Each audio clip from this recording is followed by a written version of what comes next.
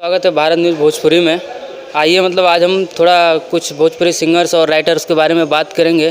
तो जैसे कि आप सभी देख रहे हैं, हमारे समा म्यूजिक के ओनर और राइटर भी हैं दीनानाथ चौहान जी।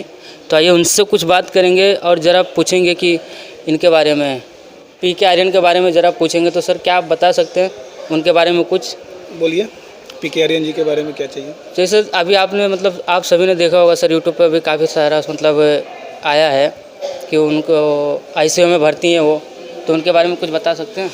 एक तो अश्लील गाने के लिए सभी मीडिया वाले, नए मीडिया वाले सब आते हैं और उनको पता तो कुछ रहता नहीं है, अश्लील करते रहते हैं। तो अश्लील गाना कोई नहीं होता है, दुअर्थी गाना होता है, भोजपुरी का दुअर्थी ही गाना होता है। और जो भी गाना होता है साफ़ सुथरा गाना होता है, अश्लील कोई नहीं होता है। जैसे कि लोग जिस तरह से समझो उसी तरह का गाना होता है। जिस तरह से समझो उसी तरह से होता है, यानी कि आप उस चीज़ को कैसा देख रहे हैं आपको ऊपर डिपेंड करता है। और हमारे ऊपर तो ऐसा है कि हम भी गाना लिखते हैं तो जो भी लिखते हैं साफ़ सुथरा लिखते हैं, मगर सोचने और समझने की ये सब बाकी व्यूवर्स किस तरह से समझ रहे हैं, किस तरह से सुन रहे हैं, व्यूवर्स के ऊपर है। व्यूवर्स के ऊपर है।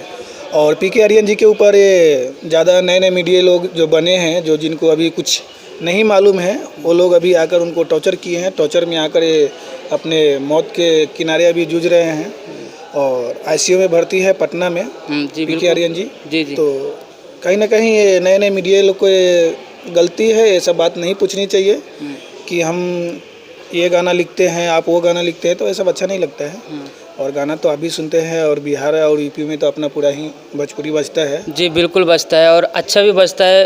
बिहार और भोजपुरी यूपी बिहार क्या पूरे देश में बजता है। भोजपुरी अभी इतना पॉपुलर हो चुका है कि सब जगह बजता है। लेकिन चलिए ठीक है, बताइए। और अश्लील अभी तक जो भी हमारे बारे में बोले, अश्लील अभी तक हम लिखे नहीं हैं और अश्लील लिखते नहीं हैं। आपको जो भी अगर बोलता हो कि अश्लील लिखता है, समा म्यूजिक का कोई भी है गाना, तो अश्लील हमारे तरफ से कुछ नहीं है, बाकी आप लोग के ऊपर है। चलिए ठीक है, आपसे दीनानाथ जी मिलकर आपसे अच्छा लगा। फिर मिलते हैं आप अगली मुलाकात में। Thank you.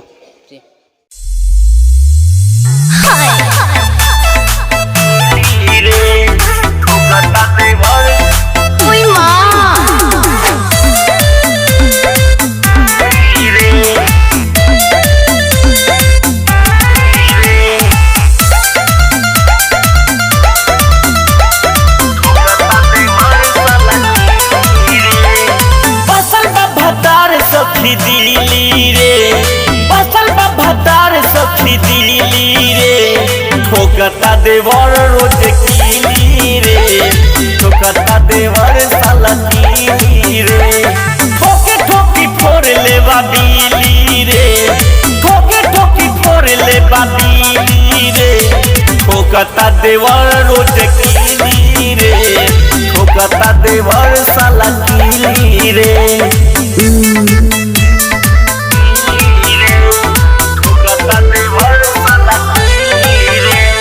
Music records Muzaffarpur.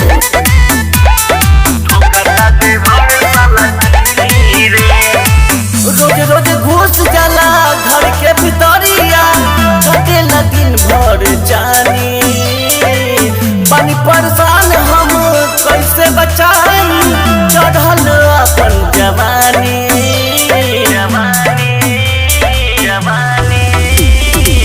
रोज रोज घुस जाला घर के भितरिया, कटेला दिन भर जानी, पानी परेशान हम कैसे बचाई, चढ़ल अपन जवानी। आई जब भतार फल मिली रे, आई जब भतार फल मिली रे, ठोकता देवर साला कीली रे, ठोकता देवर साला कीली रे। आई मायरे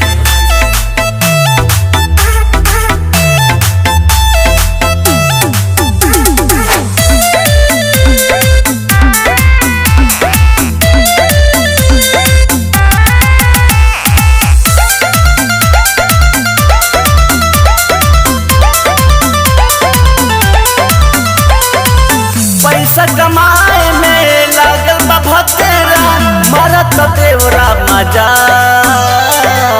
कौना करा के दिल पिया चल गईले, देले बा हमरो सजा।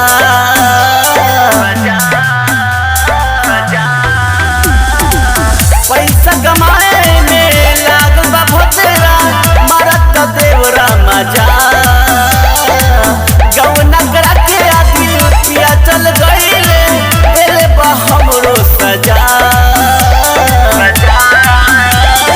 दिहले पठोरी अनमोल छीली रे दिहले पठोरी अनमोल छीली रे ठोकता देवर साला कीली रे ठोकता देवर साला कीली रे बसल बा भतार सखी दिली रे ठोकता देवर साला कीली रे ठोकता देवर साला कीली रे सुगम म्यूजिक रिकॉर्ड्स